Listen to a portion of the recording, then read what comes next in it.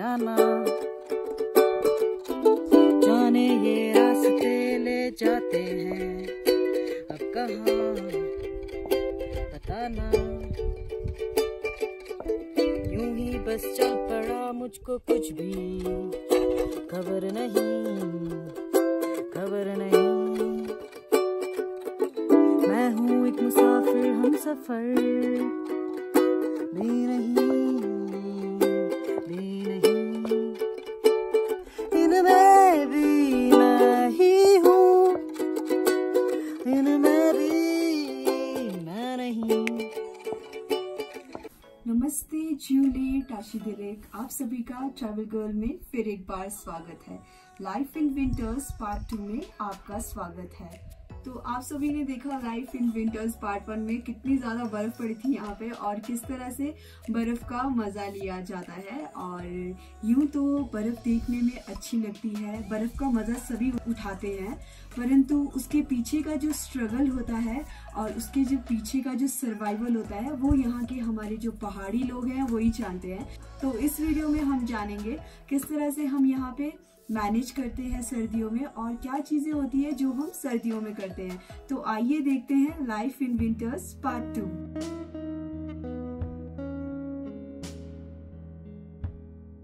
सूर्य की किरणों के साथ शुरू होता है हमारा नया दिन।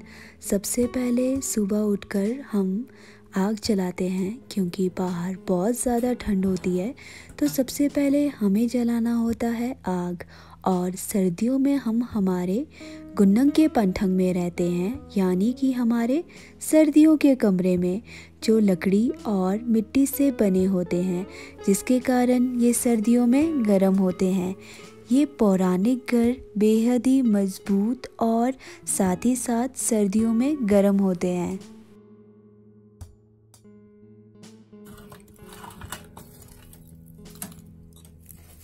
सबसे पहले हम लगाते हैं दुआंग और योंचात।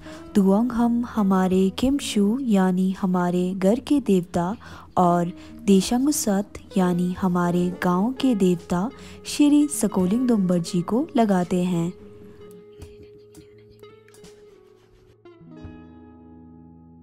फिर हम योंचत लगाते हैं हमारे छोकंग में, यानी कि हमारे पूजा घर में।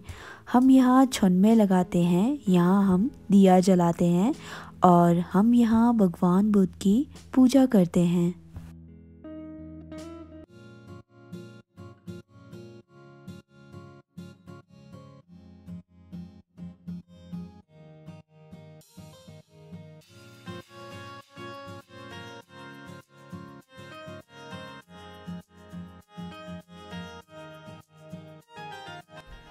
और अभी मौसम एकदम साफ हो चुका है और जो थोड़ा बहुत बर्फ़ है उसको हमने गिराना स्टार्ट कर दिया है। और जो बीच में जैसे घरों के बीच में जो थोड़े बहुत बर्फ़ होते हैं उसको हमें अगले दिन फिर हम निकाल रहे हैं। अभी आप देख सकते हैं मौसम एकदम साफ हो चुका है और बस आज यही लगेगा, सारा दिन इसी में लगेगा। जो हमारे बीच के जो बर्फ़ होते हैं रास्ते में और घरों के बीच में, तो उन सारे बर्फ़ को हम आज गिराते हैं। गांव की सबसे अच्छी बात ये होती है कि यहाँ सभी लोग मिलजुल कर काम करते हैं, चाहे वो गर्मियों में खेत का काम करना हो या सर्दियों में बर्फ़ हटाना।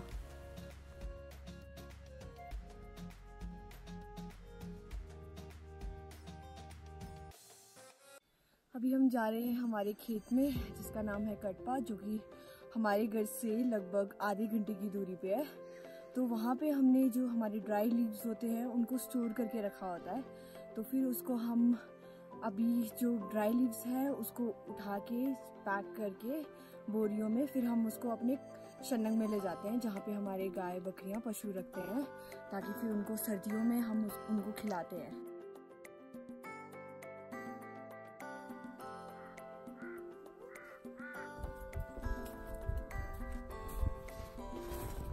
हम पहुंच गए हैं हमारे खेत में कटपा में और आप देख सकते हैं पूरा जो खेत है वो बर्फ से ढका हुआ है। जो सेब के पेड़ है वो भी काफ़ी हद तक बर्फ से ढके हुए हैं। और सबसे इम्पॉर्टेंट जो चीज़ है हमारे सेब की अच्छी पैदावार के लिए वो है बर्फ़। सेब की अच्छी पैदावार के लिए इसकी चिलिंग आवर्स बहुत ज़्यादा इम्पॉर्टेंट होती है और जो बर्फ़ है वो कंप्लीट करता है हमारे सेब की चिलिंग आवर्स को। तो इस बार काफ़ी अच्छी बर्फ़ पड़ी है और आपको तो पता ही है जो किन्नौर के सेब है वो किन्नौर में नहीं अपितु विश्व भर में इसके स्वाद और क्वालिटी के लिए प्रसिद्ध है। तो आइए चलते हैं हमारे खेत के घर में, जिसको हम बोलते हैं डोंक।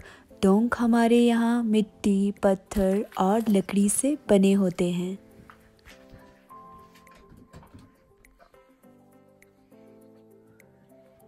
और ये है हमारा नेचुरल रेफ्रिजरेटर। इस अलमारी में जो सेब होता है हमेशा ऐसे एकदम फ्रेश और जूसी रहता है। जैसे मैं अभी अगस्त के महीने में भी आई थी तो ये सेब ऐसा ही फ्रेश था और अभी भी बहुत ज़्यादा फ्रेश है।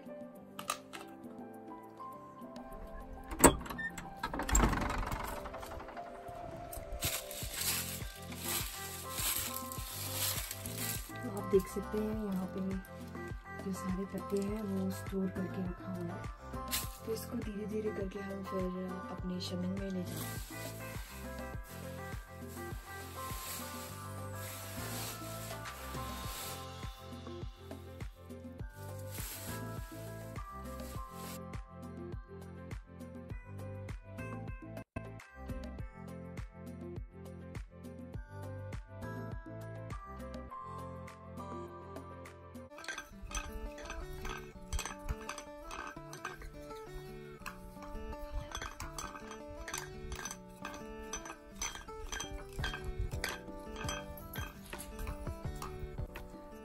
हमारे यहाँ सर्दियों में मोस्टली जो काम होता है वो होता है ऊन काटने का, जिसको हम बोलते हैं हमारी बोली में सामपानमा। इसको हम साम बोलते हैं और इसको बोलते हैं हम पंग और इसको हम बोलते हैं ख्यूरी।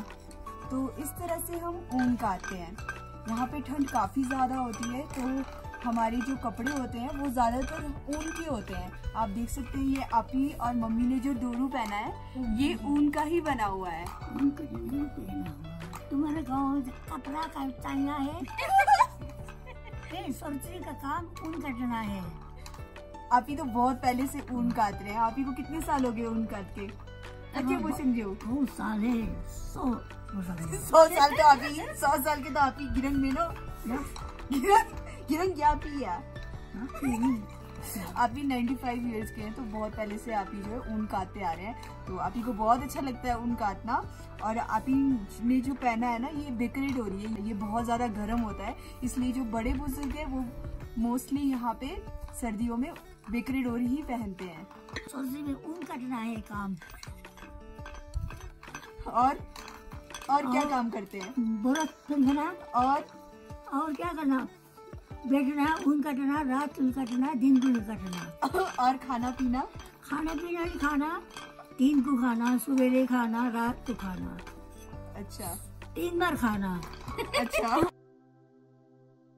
सर्दियों में सबसे बड़ी दिक्कत होती है पानी जाम हो जाने की, जिसकी वजह से नलों से पानी नहीं आता है। तो हम गर्म पानी से टैंक की पाइप्स के जोड़ों के चारों ओर पानी लगाते हैं और जो टैंक व्हील है उस पे भी हम गर्म पानी लगाते हैं और गर्म पानी लगाने की वजह से पाइप्स खुल जाते हैं। और सर्दियों में पानी अच्छे से स्टोर करना भी बहुत ज़्यादा ज़रूरी होता है।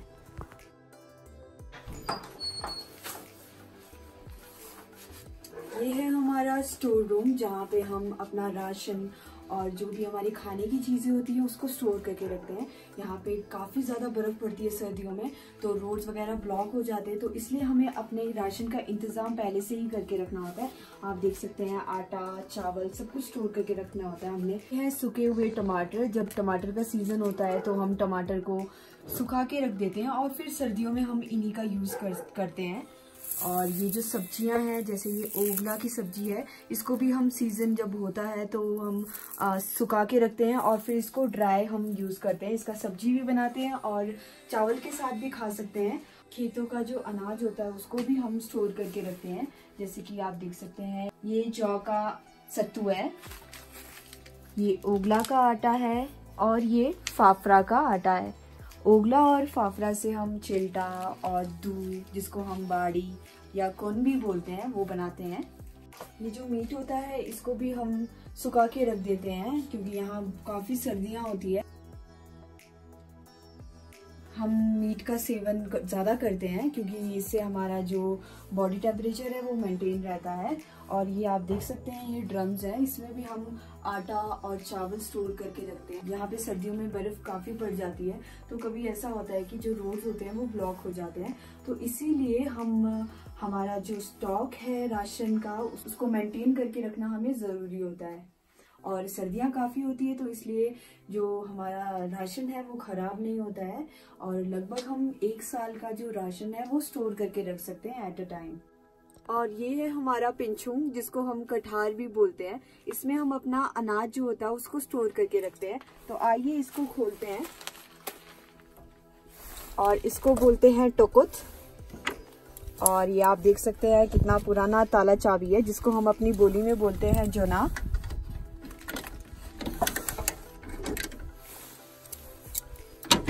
अगर कोई चोर खोलना भी चाहे तो ये कभी नहीं खोल पाएगा, इतना टफ है ये खोलना।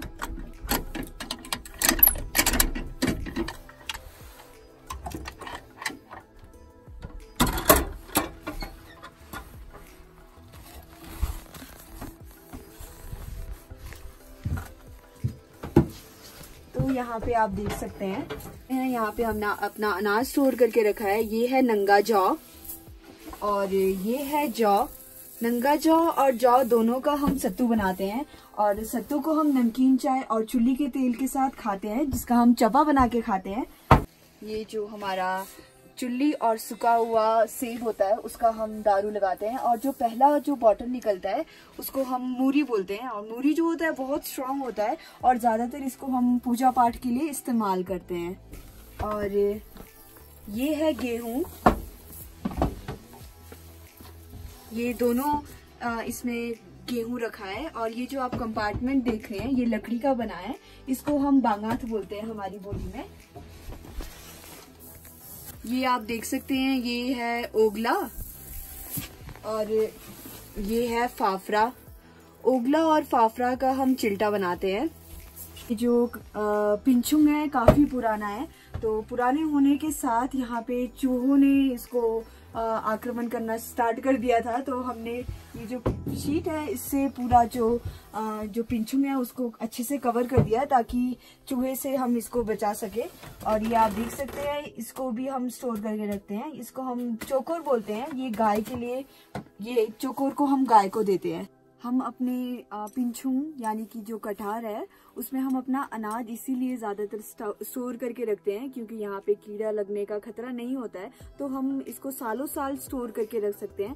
जैसे कभी यहाँ पे कोई प्राकृतिक आपदा आ जाए तो ऐसा होता है कि कभी भी कुछ भी हो सकता है, तो हम उसके लिए पहले से ही प्रिपेयर करके रहते हैं। और जैसे ये आपने अंदर अनाज देखे तो हम उसको पीस के गराट में जाके हम अनाज खा सकते हैं। अगर मैंने आप लोगों को गराट के बारे में भी बताया है, अगर आप लोगों ने गराट वाली वीडियो नहीं देखी है तो ज़रूर उसको देखिए। मैंने उसमें जो हमारे पानी से चलने वाले गराट है वो दिखाए हैं। ये जो है हमारा बहुत पुराना कठार है, जो मैंने आपको पहले दिखाया था उससे भी काफ़ी ज़्यादा पुराना कठार है ये। तो आइए मैं आपको दिखाती हूँ अंदर हमने इसमें क्या क्या रखा है। तो आप देख सकते हैं यहाँ पे हमने जो सूखे हुए सेब होते हैं वो रखे हुए हैं और इधर ये चुल्ली है इसको हमने रखा हुआ है और यहाँ पे भी सेब हैं, चुल्ली। और यहाँ पे जो पालू होता है उसको हमने सुखा के इसमें रखा हुआ है। आपने देखा इस पिंचुंग में हमने जो चुल्ली होते हैं और जो सेब होते हैं उसको हम सुखा के रख देते हैं। इसको हम सुखा के इसीलिए रखते हैं ताकि सर्दियों में हम इसका शराब निकाल सकें।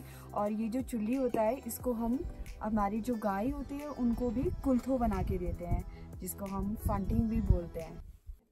तो विंटर्स में सबसे जो ज़रूरी चीज़ें होती है वो होता है हमारा खान पान और जो लकड़ियाँ इकट्ठी करके हमें रखना होता है, क्योंकि यहाँ बहुत सर्दियाँ होती है तो हम उसका इस्तेमाल करते हैं।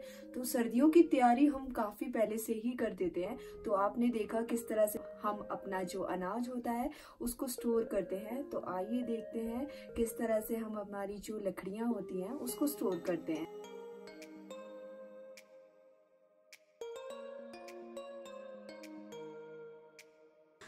लकड़ियाँ हम अपने घरों के नीचे स्टोर करके रखते हैं और ये जो चिलगोज़ा है जिसको हम न्योज़ा भी बोलते हैं, इसका जो कोन होता है इसको भी हम स्टोर करके रखते हैं और सर्दियों में ये जलाने के काम आता है।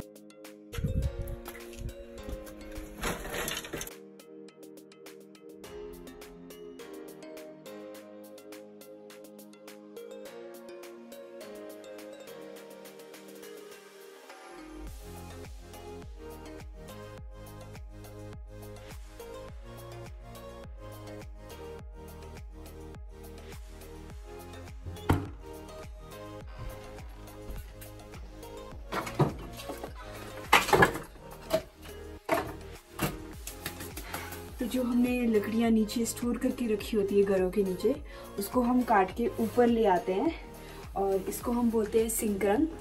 फिर हम सिंकरंग में लकड़ियों को रख देते हैं। सर्दियों में हमें अपने साथ जानवरों का ध्यान भी उतना ही रखना होता है, तो गर्मियों में ही हमें अच्छे से घास को स्टोर करके रखना होता है ताकि सर्दियों में हमें कोई आगे दिक्कत ना आए। और सर्दियों में हम अपने पशुओं को ज़्यादातर थुक्पा देते हैं। थुक्पा में हम चोकर और मटर के जो छिलके होते हैं और जो बची कुची सब्जियां होती है उनको लगा के अच्छे से मिक्स करके देते हैं।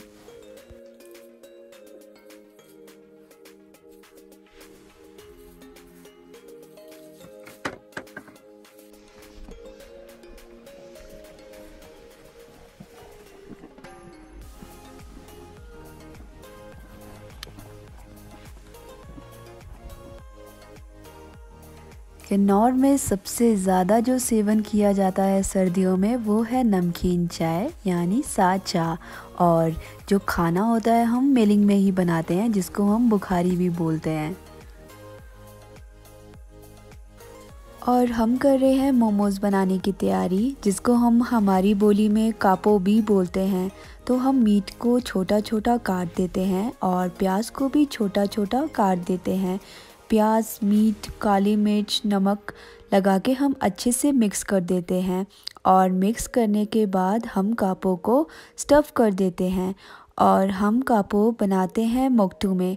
मोक्टू यानी मोमो स्टीमर। हमारे किन्नौर में कापो बहुत पुराने ज़माने से बनाए जाते हैं और उस समय कापो पतीले में बनाए जाते थे।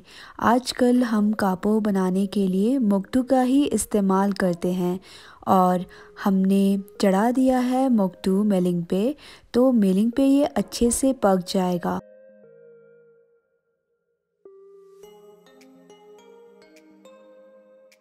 और कुछ समय बाद हो गया है कापो एकदम रेडी।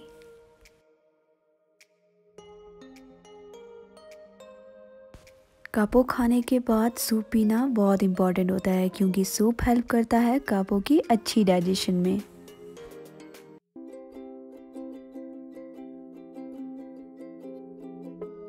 मेरे लिए तो विंटर टाइम एक जादू जैसा है और बर्फ़ सुंदर है, परंतु इसके साथ कई मुश्किलें भी आती हैं और इन्हीं मुश्किलों और परिस्थितियों का सामना हम किन्नौर वासी हंस कर करते हैं। वो कहते हैं ना कि एक बर्फ़ के टुकड़े की सुंदरता की सराहना करने के लिए ठंड में बाहर खड़ा होना भी आवश्यक है।